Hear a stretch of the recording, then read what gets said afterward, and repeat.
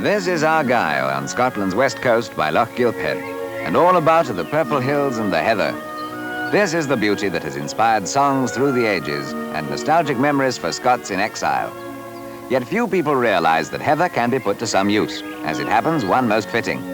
It is in fact the base of one of the most distinctive of traditional Scottish perfumes. The scientist who has created not only the scent of heather, but other Highland perfumes is Mr. MacAndres, a descendant of the first House of Stuart, whose love of Scottish tradition is evident in the names and character he gives to his scents. Anyway, to return to the process, having bruised the heather as we saw, we're ready for the distilling. This, of course, being a land of experts when it comes to distilling, although scent is not usually the end product.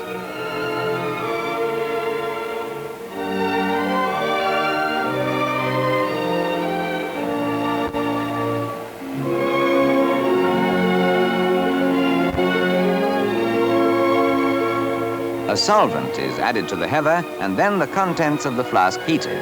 This eventually, with blending and maturity, will become heather bloom, which sounds romantic enough, as does the Stuart white rose or Scottish orchid. But other scents have, to unfamiliar ears, rather stranger names. For example, bog myrtle or Highland peat, which recaptures the deep, rich fragrance of a peat fire. But to a Scot away from home, even the names can conjure up beauty.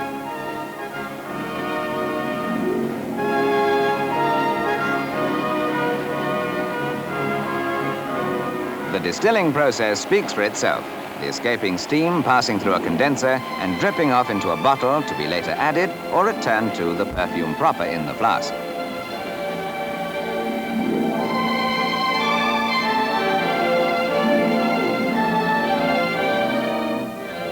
When the heather is sufficiently extracted, the solution is put through a filter and later certain fixatives added before being left for 6 months to mature.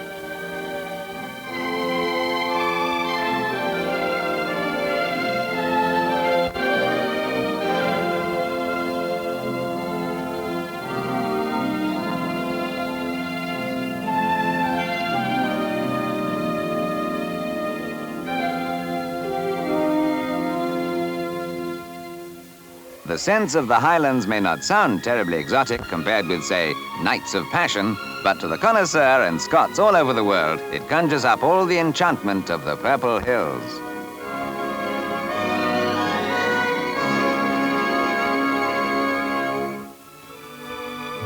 On the subject of luxury, let's look at some jewelry. If you've got a couple of